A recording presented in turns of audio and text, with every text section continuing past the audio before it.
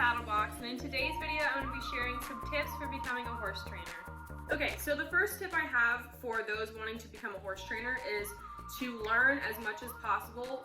This can be done by shadowing trainers, take lessons, reading books, watching videos, and maybe even interning with a reputable trainer in your area. This is super important because knowledge is power. You need to know if this industry is actually for you, if this job is actually for you. So doing as much research as possible, keeping an open mind, and just soaking up information really helps you, and it also helps you learn like if you actually want to do this. Okay, so tip number 2 for those wanting to become a horse trainer would be to get a job maybe related to horses, but it may not be directly like training horses. So this could include giving like really basic kid lessons, people who are just wanting to know the basics on riding horses. It may be you're cleaning stalls. You may assist trainers or help get horses ready, or I know a popular job that's becoming more and more relevant is being a loper. But you just get horses out and exercise them and lope them around and then put them away. So yeah, just getting your feet wet, getting in the industry, and then you can work your way up and maybe get a job in your local area of doing one of these things. Again, that may not involve directly training horses, but at least you are getting experience and you are in the right field. So tip number 3, and this one is pretty important, is to practice on your own horses, or maybe friends' horses before, and make quality horses, train these horses before you ever offer these services to the public. So for example, I train a lot of young horses and I get them started under saddle. That's probably one of my most popular services that I offer, and it's something that I'm pretty well known for in my area.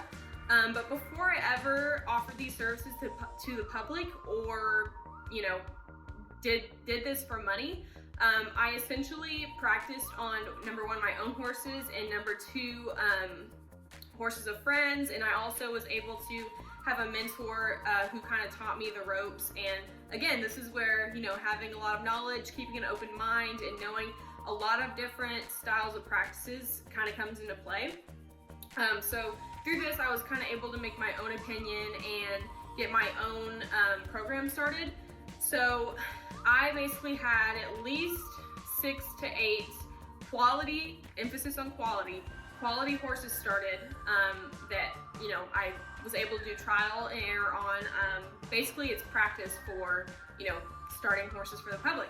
So I had at least, again, 6 to 8 quality horses started on my own before I ever opened my services up to the public. So that's something very important that you want to do before you ever take someone else's horse, or their baby essentially, and practice your training methods on them. So tip number 4 is to receive or try to get some sort of certification in the horse training industry. So there are actually a lot of things you can do to get a training certification.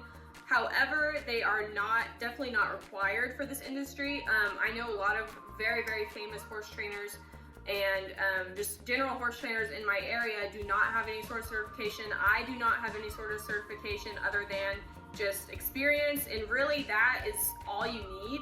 However, sometimes having a certification or going through the process of getting a certification can kind of help you get started. One that I am most familiar with is the Down Under certification that you can get. It's associated with Clinton Anderson, and it's basically like a school, and you learn how to do a bunch of different things with horses. You learn the method that Clinton Anderson uses, and then they kind of promote you at the end of that, and basically say where you are and say like if you offer training to the public or something, and it kind of gets you a really good start in the industry. And then people know that you use this certain method, and if they like that method, they are more inclined to send their horse to you.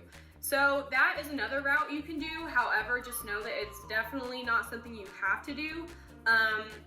But it may be helpful, especially maybe if you don't have as much experience with horses and you need more hands-on experience. If you can get a certification of some sort, that could definitely help.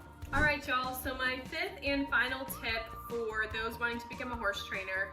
So you already have information, you already know this is definitely something you want to do, it works with your lifestyle, you are fully committed to becoming a horse trainer.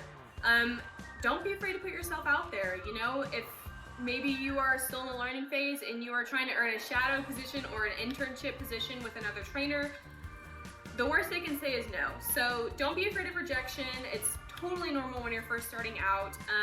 Don't get yourself too down about it, and yeah, just push forward and just know that everyone starts somewhere. All right, y'all, that's it for this video. I hope you enjoyed it, and I'll see you in the next one. Happy New Year!